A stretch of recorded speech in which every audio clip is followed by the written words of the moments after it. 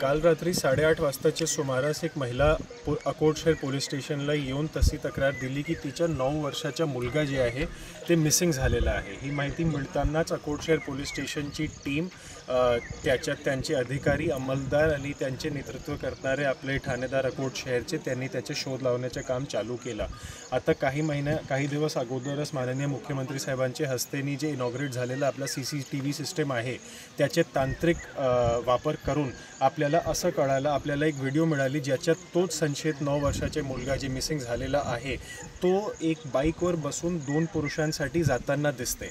आता जेव्हा आपण त्या व्हिडिओला अगदी जवळपास बघितला तर आपल्याला असं समजलं की ते जे 2 पुरुष आहे ज्याच्यासोबत ते जाताना दिसते त्यांच्यापैकी एक पुरुष त्याच महिलासोबत पोलीस स्टेशनला आला होता।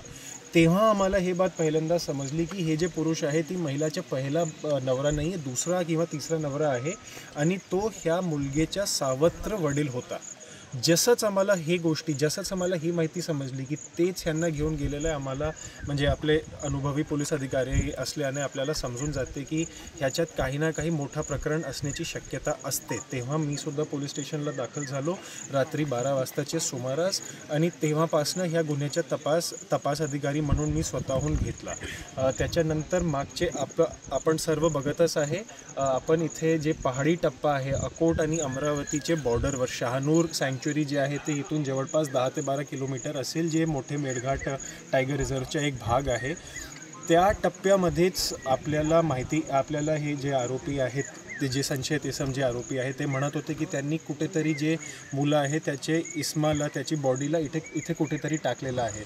तर मागचे 10 तासपासून सातत्याने अकोट उपविभागचे जे आपले पोलीस अधिकारी आणि अंमलदार आहेत ते अकोट ग्रामीणचे असो किंवा अकोट शहरचे असो त्यांनी परिश्रम घेऊन ते बॉडीला फायनली शोधला आहे आणि त्या बॉडीला आपण शोधून त्याला PM आणि इन्क्वेस्ट आणि इतर कार्यवाहीसाठी पुढे अकोटला पाठवलेलं आहे।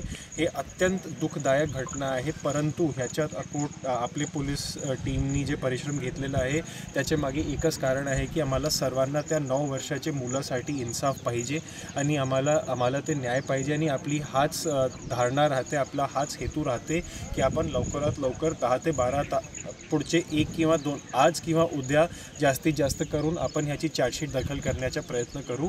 आतापर्यंत आपण जे काही कारवाई केलेली आहे ते नवीन जे कायदा आहे BNSS ज्याच्यातले भरपूर काही स्ट्रिक्ट प्रिकॉशन्स दिलेले आहे। प्रत्येक गोष्टीची व्हिडिओ रेकॉर्डिंग झाली पाहिजे, प्रत्येक गोष्टीच्या एक ई-साक्ष्य म्हणून ॲप दिलेला आहे, वेगवेगळे प्रोसिजर्स दिलेले आहे। आतापर्यंत जे काही आपण केलेलं आहे ते सर्व त्या प्रोसिजर्सला मनात धरूनच केलेलं आहे आणि आमची अशी आशा आहे की पुढे सुद्धा आपल्याला ह्या केसमध्ये चांगले रिझल्ट्स दिसण्याला भेटणार आहेत।